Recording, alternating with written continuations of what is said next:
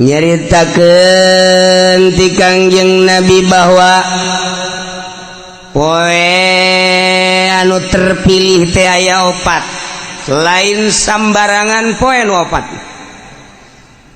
Nomor kahiji yaumul Jumat, poe Jumat teh lain sambarangan,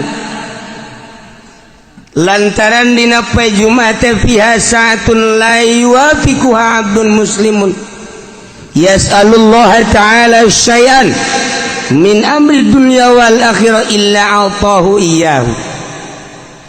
Gusti Allah di jero poe Jumat teh aya hiji jam, aya hiji waktu anu henteu pati ngakuran manusia seorang muslim di jero eta waktu, kemudian menta baik urusan dunia maupun urusan akhirat langsung bakal dibere ku Gusti Allah.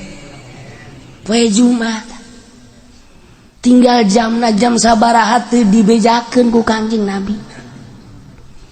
Apakah tas subuh, apa jam genep, apa jam 7, apa 8, 9, 10, apakah jam 12, apakah mantes Jumat atau asar, teu dibejakeun ku Kangjeng Nabi. Maksud teu dibejakeun abeh full sapoe Jumat teh ulah ka mana? Ulah ka mana? Coba lamun dijelaskeun. Oh, ieu teh waktuna teh jam 12 atau jam 12 kabehan. Ngintip jam 12. Atawa jam hiji ngintip jam henteu. Pokona mah sapoe Jumat bae. Ulah aya nu sempet-sempet ka pasar, ulah aya nu sempet ka kantor, bangkrut negara. Ulah aya nu sempet bae ka mana ka sawah pa Jumat mah. Geus bae teh kelan tasbih bae urang. 10 tasbihna, 9 jual hiji. Atuh siapa jualan keneh bae. Nah, ieu pa Jumat lain lalagaan. Sebut lagi Sayyidul Ayyam, raja na poe Jumat. Mentak diprediksi mungkin bae waktu ijabah na teh sabada azan Jumat, sabada azan tah sabada azan di dinya waktu ijabah. Cek sakaol sabada salat sunah, begitu azan langsung salat tas setelah salat sunah. Ciksa kaul mah memeh imam naik ka mimbar didinya gegeraan menta. Begitu imam keur naik, ya Allah menta dunia Gusti, mobil.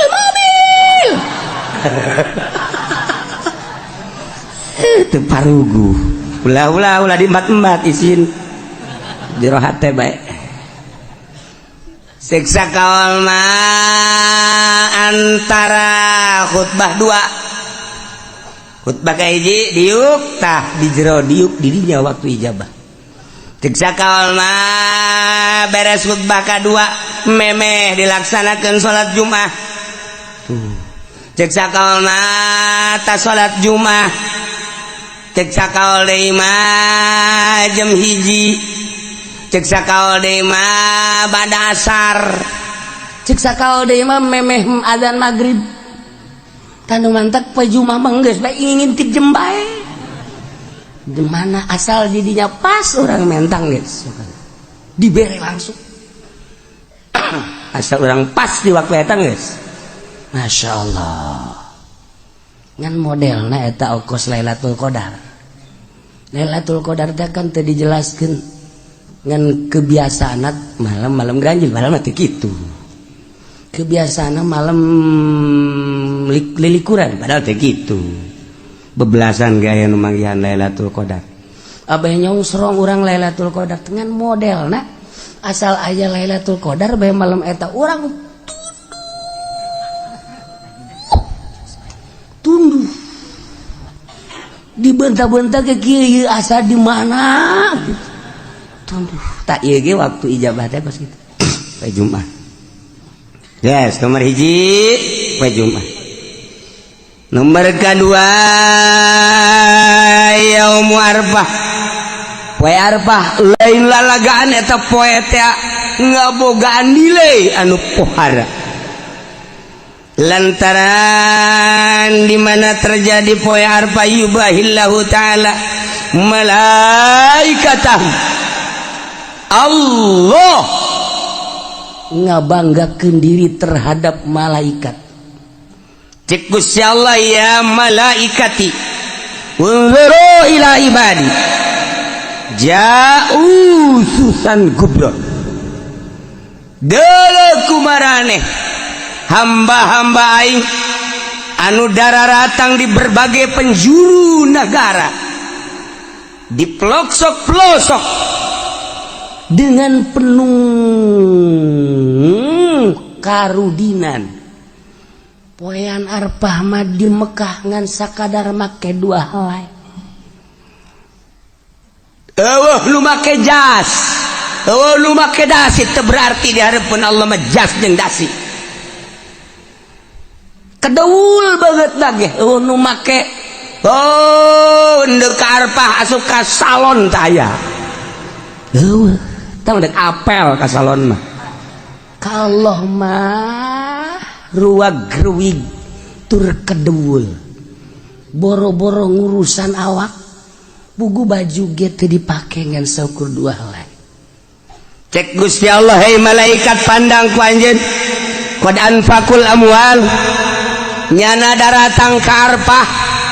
Aya nu ngajual sawah, aya anu ngajual mobil, aya anu ngajual buruan imah, aya anu ngajual kebo, berikut jeung anak kotokna. Tuh menghormati ka aing kabeh ge hayang. Lain bae nu ngoran nini bengking tuh deuleu Gusti. Aki-aki tuh deuleu. Dararata. Hayang nyaos sia malaikat tuh. Nini itu mah tuh embe dijual, kotok dijual, buruan imah dijual jeung anak-anak kotokna. Nah, menghargai ka aing, hayang kapanggih jeung aing. Ternyata horenganan di negara nama pamarentah eta teh horeng ngaleglegan duit nyana mah ngajual anak kotok, tapi negara mah geus sakean juta asal tanda tangan haji meunang. Pikir ku sia, coba malaikat aneh tante, lamun nyana ngajual anak kotok hayang kapanggih jeung aing, kumahaon peta bupati hayang menang jatah, ku goblok-goblokna bupati, goblok-goblok dah presiden tuh anak kotok dijual hayang kapanggih jeung aing nyana meuli Lexus tolong teh coba. Tapi eta mah begitu di Amerika lain di urang. Di Amerika tuh mana? Di Amerika begitu.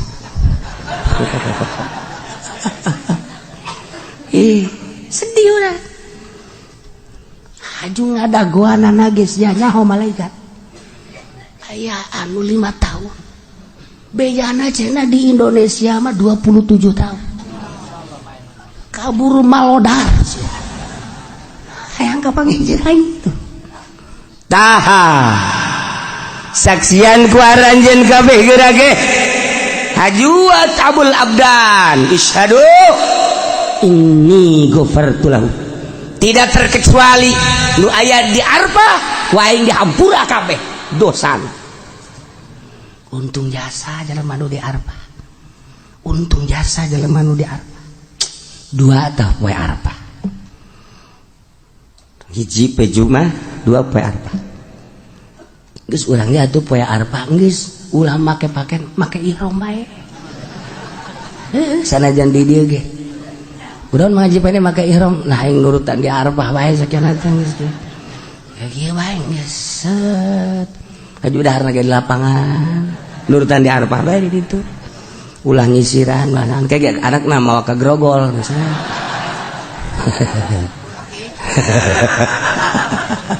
Bapak menjadi berubah sekarang. Iya. Nomor katilu yaumun nahri. Poean lebaran haji. Qarrabal abdu qurbanahu. tiap jelema anu ngalaksanakeun kurban Allah mah teu hayang dagingna, Allah mah teu neuleuh getihna, tapi Allah mah neuleuh teh takwana. La yanalallah luhumuha wala dimauha walakin yanaluhu taqwa. Los daging nama jang sia dahar ku sararia, tapi aing mah nilai nu ku aing katarima takwana eta jelema. Fa awwalu qatratin qatarat minal qurban takunu kafaratan likulli dzambin amilahul abdu. Setiap tetesan getih nu nyeclekatan nu dipencit ku hiji jelema maksudna korban eta teh ngajadikeun pangampura dosa. Setiap tetes trak mangkaning sabaraha gelaseut getihna. Ieu getih sacek-celek bae geus suara ya. Ieu lah poe lebaran. Mulia jasa. Teu bisa urang kuari mah mencit korban kuari teu bisa. Di luar bulan haji urang mencit korban teu bisa. Eta mah ngan sakadar poe eta we poe lebaran jeung tasrek 3 poe. Lamun jelema boga duit kemudian henteu mencit korban rugi jasa. Rugi jasa. Lantaran keur ditongton ku malaikat. Kararieu malaikat coba tuh si haji itu boga sebenarnya namanya duit pan bangunan nyokotan daging bae. Ulah neuleukeun tunjuk aing atuh biasa bae. Aduh sabaruda teh ditongton ku malaikat. Malaikat tongton kieu ya oh mana coba situ coba Ji, pan situ mah duit loba ge teh coba situ coba itu. Cet, tuh. Malaikat, itu tuh. Di itu masjid. Laporan, ya Allah. Itu mah tuh, anu mah di anu masjid. Cak Allah, guys. Bukakeun lawang sorga. Dibuka. Lantaran geus dihampura dosa. Masya Allah. Pokona mah geus siapkeun kuari duit jeung celengan jang meuli kebo sapoe 1 juta urang jeung celengan duitnya di mana? Geus amun sapoe 1 juta teu bisa sapoe 500.000 jeung celengan berarti mun kuari datang ka lebaran 14 poe nah jadi berarti lamun 500.000 seperti itu berapa? Beli gitu embe Garut budaya teh cenah kieu duit teh boga tuh sakitu mah geus bae tuh sapoe 100.000 berarti kuari datang ka lebaran sabaraha 1 juta nah kabeli embe cisoka embe kacang nu leutik.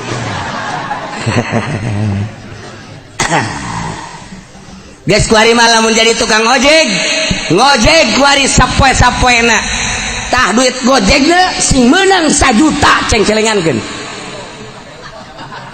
cek tukang ojek di mana horeng kiai boro-boro meunang 1 juta kadang-kadang babaturan mah nuhunnya sial da babaturan.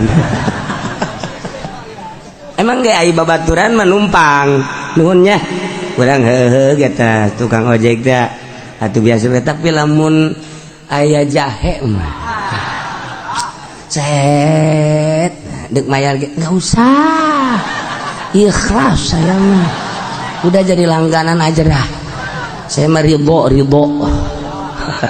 siap tuh tukang ojek masyaallah geus mah deui teu puguh karuh eueuh logak naon direm Hut, karasa yang nyenud gak dia. Tukang ojek di bareres. 2, 3, 4 Yaumul Fitri. Poe Lebaran Fitri. Eta teh lain sembarangan poe. Lantaran diawali ku puasa. Setelah selesai puasa sebulan nyana seakan-akan dek nyokot gaji berangkat timah masing-masing ke masjid untuk mengambil gaji. Cek Gusti Allah, syahidukum ini qad ghafartulah. Kahing dihampura opat hiji poe Jumat ngeunggus kolot manggeus bae. Geus poe Jumat ulah ka mana? Geus kolot bang geus bae poe Jumat ulah ka mana? Ulah ka masjid-masjid